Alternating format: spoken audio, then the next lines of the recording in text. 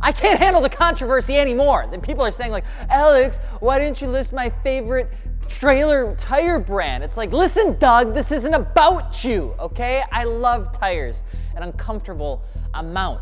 It's something that you might say to yourself, this young boy seems uncomfortably confident in his rubbers, okay? But not everyone has $2,500 to whip up on a set of Michelin Pilot Sport 4S's when our car costs $2,500. So what gets the job done? What is the best budget tire out there? Now, just because we're giving folks the homie hookup on Martini Works right now on wheels, tires, wheel and tire packages, and performance parts, you might be thinking, Alex, you, sir, are biased.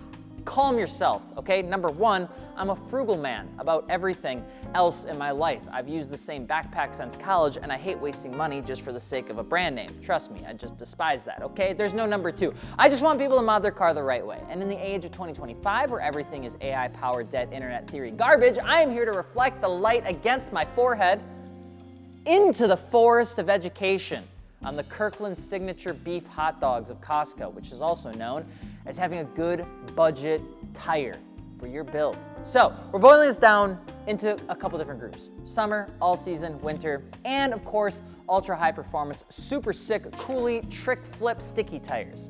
Because everybody wants to have a cool summer tire, even though most people don't really need it. Now, all-season tires have the toughest job out of all of the seasonalities when it comes to being a budget tire, because the more a tire has to do multiples of anything, say high-speed stability and also be able to handle aquaplaning or sub-40-degree days, the list of budget of an all-season actually gets really teeny tiny small.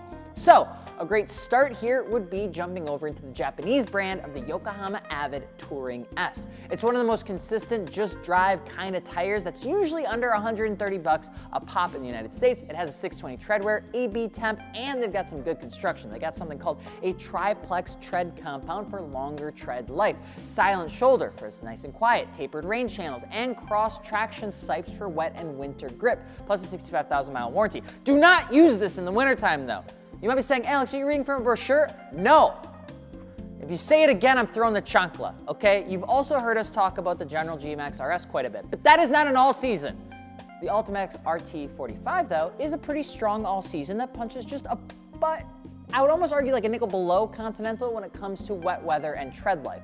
It also has a mileage warranty that's longer than any amount of miles that I've ever put on a single car of my own, which is 75,000. I don't own my cars for a very long time. It's a problem. And finally, the Kuma Solis TA51A, 640 treadwear, high silica mix for good traction that's really known for being smooth and quiet. I actually had a set of these on my old Mercedes once, and they're actually really nice. They are a bit bubbly, so they're not like the sexiest looking tire, but I was looking for something that could get me around the 3.5 seasons up here in Wisconsin, and these did that just fine. Which, by the way, if you have a recommendation on a budget tire, drop it in the comments, okay? There's like a billion tires out there in the world, and if you're watching this in a different country, I would definitely need your help, because my experience in understanding what tire models exist in like Czechoslovakia is pretty slim, okay? I got Wisconsin, you take care of that, we'll meet in the middle in the comments.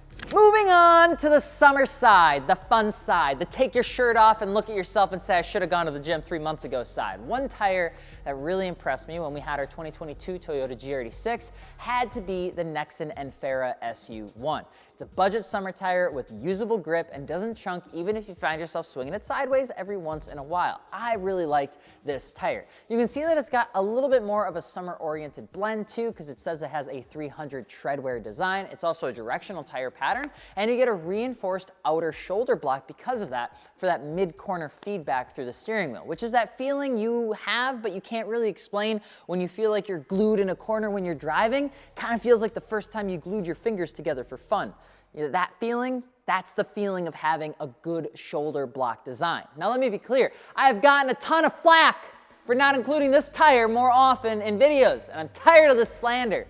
So I'm putting it out there knowing dang well it's barely budget, okay? But it does hit a good chord, and that, ladies and gentlemen, is technically the Firestone Firehawk Indy 500. It's got a 340 treadwear, good sizes for car enthusiasts like your 40 series sidewall stuff, pulse groove technology for water evacuation, and hydroplane resistance, and an updated wet compound plus wide shoulder blocks for braking and cornering. But just because it can evacuate rain doesn't mean you should consider it an all season. Okay, this is a grippy tire and the silica isn't really built for that quite as much as our budget all seasons above. Now let me be clear, that is barely budget.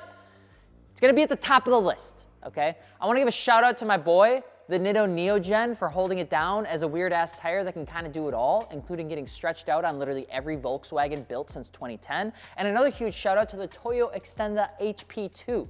If you have a Mazda Miata, chances are that tire is on your car. Jumping over into the ultra high performance category, we have to start it off with the General. Not the General Insurance ad that you remember from Cartoon Network, the General G-Max RS. A 225/40/18 will cost you right about $160 a tire right now, and they slap. Best in class for dry and wet braking. They do really well for wet handling. They're quiet, and according to the testing, they're better than the Indy 500, the Sport Comp 2, and the Hankook Ventus V12 Evo 2. And the General G-Max RS does beat it in tread wear, wet braking, and wet handling. We've ran these on 600 horsepower M5s, 200 horsepower R34s, and they do an insanely good job on both platforms. Fantastic tire. Some love should also be given to the Kenda Kaiser KR20A. There's a 300 tread wear version and a 200 tread wear version, and they have different compounds. And for drifting, they seem to heat cycle super well. They grip and bite when you need and let loose when you ask it to. And as a budget motorsport drift-friendly tire, this does that job and has some surprisingly stiff sidewalls. It uses a chevron-style directional pattern, but what I love the most is the predictable breakaway. My brain could not get the words out of my mouth, and that was really weird. And finally, winter tires. This we have to give to only two. Firestone Winter Force 2 has a 3 PMSF, it's studdable, has a multi-cell rubber design for ice bite. Really, I would say in terms of affordability for winter tires, this is good. If you've never had winter tires before, put them on and you will realize that anyone that said that you can't drive a rear-wheel drive car in the winter is a liar. It's not the most quiet, but that doesn't really matter.